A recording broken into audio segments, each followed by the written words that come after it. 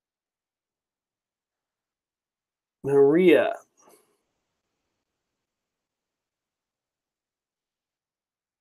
Method, adaptability, relationship, intention, and agreement. Method, adaptability, relationship, intention, and agreement. Maria. Good. Method, adaptability, relationship, intention, agreement. What are emblements? Who knows what emblements are? Emblements.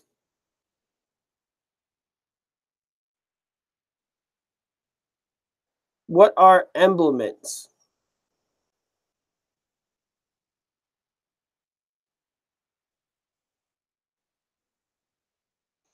Crops. And if they're between landlord and tenant, it would be considered personal property, and between buyer and seller, it's considered real property. I feel like we got a good rhythm today. What do you guys think? I feel like we're doing well. I'm feeling good today. Feeling good.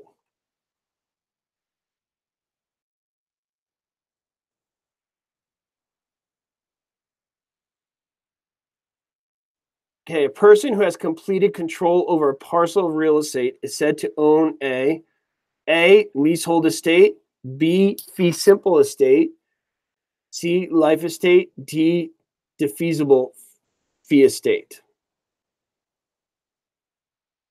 There you go, Angela. Just like Rocky Balboa, trained in extreme conditions when he was getting ready for Ivan Drago.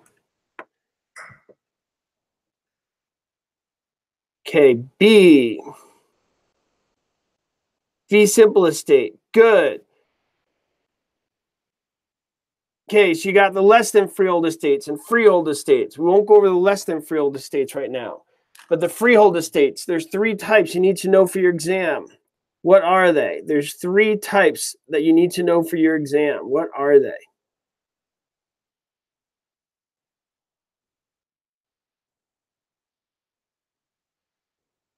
Three types you need to know for your exam. 3 types of freehold estates. There's actually, if you want to be technical, 2 types, and one of the types have 2 different versions. Okay, so you got your fee simple. All right. Also known as a fee simple absolute. Okay, so fee simple goes into 2 categories. This is what I was referring to. You got fee simple absolute and fee simple defeasible. Okay, so those are 2. You got fee simple absolute, fee simple defeasible. And the other is the life estate. What they're asking about in this question is the fee simple absolute. Okay, is a fee simple absolute estate mean there's absolute ownership? Is there absolute ownership? Is there absolute ownership?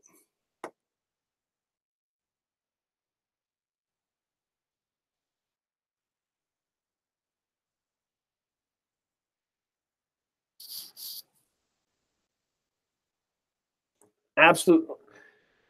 Okay, fee simple absolute does not mean you have absolute ownership. Oh, maybe I asked that wrong. Oh, there you go, Angela Armstrong. Way to help me out. That's what I was getting at. It's not absolute ownership because there's always taxes. There's always taxes. Okay, so fee simple absolute is not absolute ownership. There's always taxes. Everybody got that? You're always subject to local government laws and federal, for that matter. Okay? Now, fee simple defeasible. Fee simple defeasible. Okay? Also known as a fee simple determinable. If you see that on your exam, don't get them confused. They're the same thing. Fee simple defeasible and fee simple determinable. Can you guys give me an example of that? What is a fee simple defeasible, also known as fee simple determinable?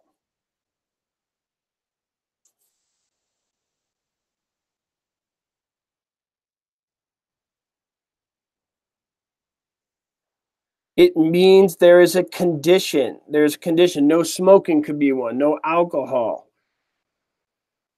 Those are great examples. It's condition of which you could lose the property if violated. Who could tell me the difference between a condition and a covenant? Who could tell me the difference between a condition and a covenant? All right.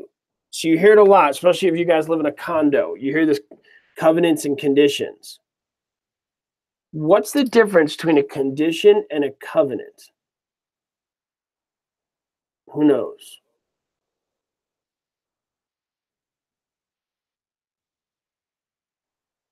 Okay, so Melissa says the property that has conditions. Okay. What's the difference between a condition and a covenant?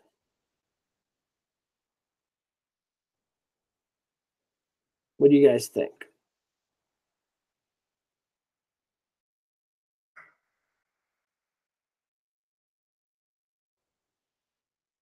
Oh, did I lose you guys? You guys there? Harninder, perfect. A condition, you can lose the property, and covenants, you have a penalty. Condition results in the loss of the property. Covenants usually like a financial penalty. All right, everybody got that?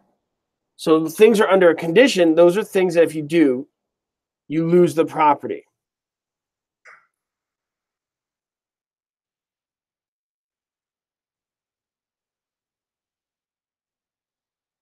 Okay, Angela, is it better now? Is the wheel turning still? Okay. All right, good.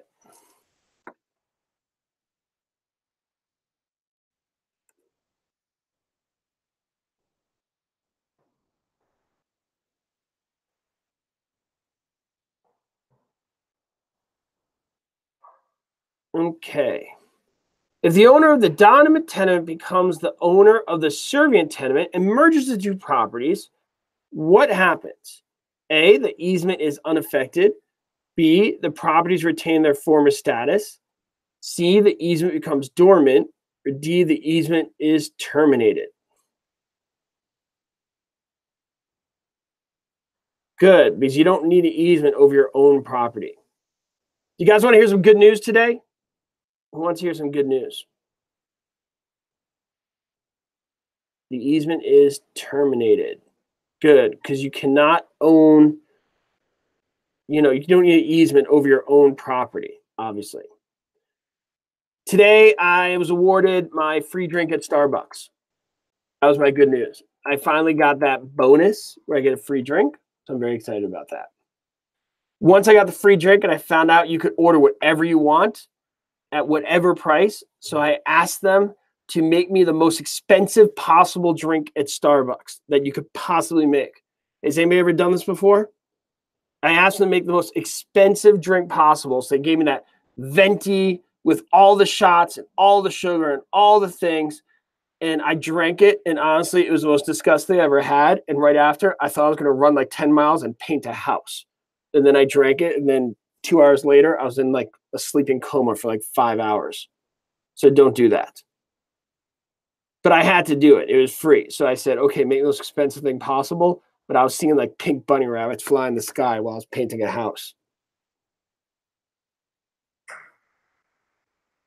But honestly, who else would have tried it? You got to at least try. They say free drink. You're like, all right, let's do this. Okay, here we go. Thought I was going to run to Alaska and back.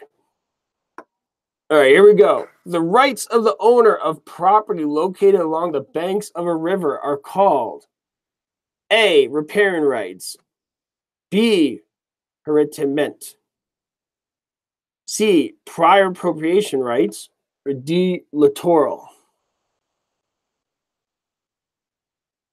It's those little wins in life, like free drinks, that make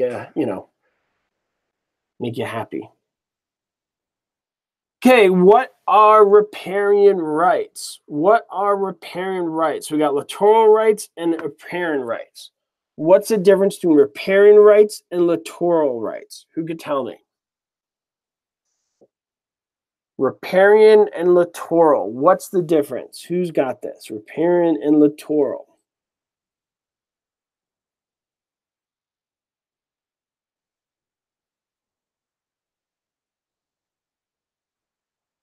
Okay, so I see riparian river, littoral lake. So is that what it means? Does it mean that if you have riparian rights, you live by a river? Is that the definition? So littoral, so if you don't live by a lake, then you don't have littoral rights, correct? It's only by a lake. Is that what you guys are telling me?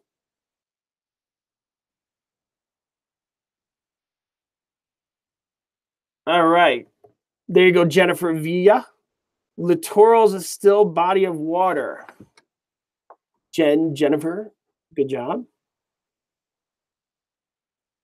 Okay, so littoral, the body of water is not moving, and which means riparian, the body of water is moving. So if I said like a stream or a creek, would that be littoral or riparian? If I said like a stream or a creek, would that be littoral or riparian? So you live by like a stream. That'd be riparian. Good.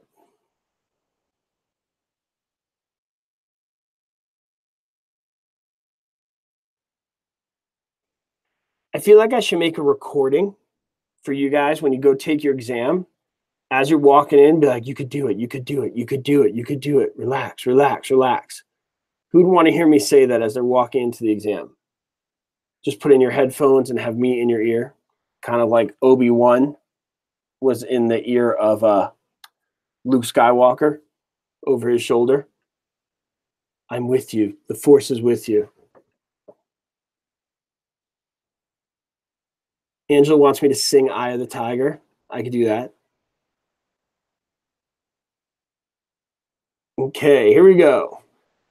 The local utility company dug up Bob's garden to install natural gas. The company claimed it had a valid easement and proved it through the county records. Bob claimed the easement was not valid because he did not know about it. The easement, A, was an appurtenant easement owned by the utility company. B, was valid even though the owner did not know about it. C, was not valid because it had not been used during the entire time that Bob owned the property. D, was not valid because Bob was informed of its existing when he purchased the property. Would you guys mind if I go over a little test taking strategy for a minute? Would that be okay? If not, just say questions and, I'll just keep doing the questions. But I haven't talked about test taking strategy in a long time. So maybe it'll be helpful if I talk about that for 1 second. Okay, so I see a lot of yeses. So here's what I want you guys to do. And you guys are in different states. There may be different rules on this, okay? So if you can, you want a piece of paper. If you don't have a piece of paper, get some mock piece of paper or some mental piece of paper, okay? You go into the exam, you sat down, you're all excited. Yay, I'm going to take an exam. Best day of my life. You take that piece of paper and you make 3 columns, right? In fact, you guys writing this down? You may want to write this down. You make 3 columns, okay?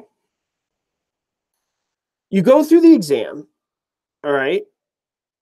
And the first thing you do is you immediately answer the ones you are 100% positive about. All right, guys? You answer the ones that you're like, real property, immovable, done, no problem. Okay? So I look at a question, like question number 5, for example. Just picking a random number here. I see real property, immovable, boom. Okay? But if I'm pretty sure of the answer, but I'm not 100% positive, I'm going to take that number and write it in my first column along with what my first impulse is. Everybody got that? So in that first column, I would write like number 5B. All right. I record my first impulse. All right. Has everybody got that? I would put that one in the second column if I was like, oof, this is tough. I think it might be B, but I'm really not sure. So that's the second column, right? Everybody with me so far? So you put like 5B in the second column if you're like, ugh, I'm not sure, right?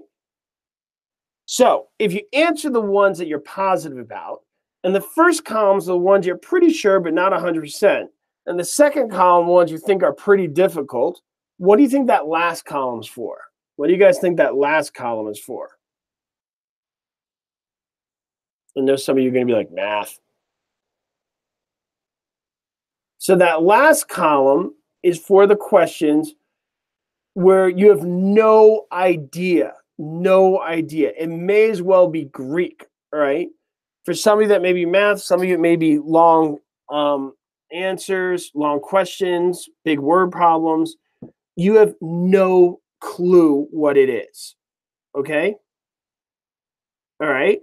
So then when you go back, you're going to do the first column first, the second column second, and then the last column. Oh, if you're running out of time, well, wasn't it going to be a guess anyway? So it doesn't really matter. All right. Does everybody got that? All right. So it doesn't really matter. So basically, what this strategy does, it's a strategy to make sure you spend the most time with the ones you have the most chance to get correct. Is everybody got that? You spend the most time with the ones you have the most chance to get correct. The idea behind the strategy is that you don't spend all your time and emotional energy on something that you're probably not going to get correct anyway. Remember, you don't need 100%. Okay? Does everybody got that?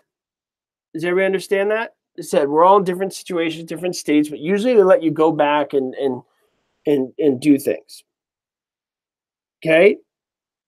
You use this during the exam. This isn't a piece of paper to take home with you.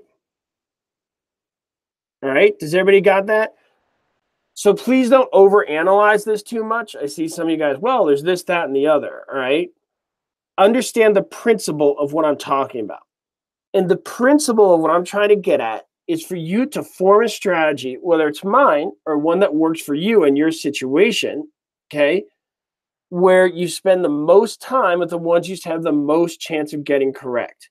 The whole idea is that you're not mulling over one for 20 minutes that you're probably not going to get right anyway. And that time could have been better used to get 6 correct that you would have done if you did it, in the beginning. Angela says, why don't they want us to know their score? I don't know, Angela. I think they're evil and they're just not nice people. I don't know. Angela, you know what they call the person who graduated last from dental school? Who knows this? Who knows what they call the person who graduated last from dental school? I believe they call them a dentist. All right.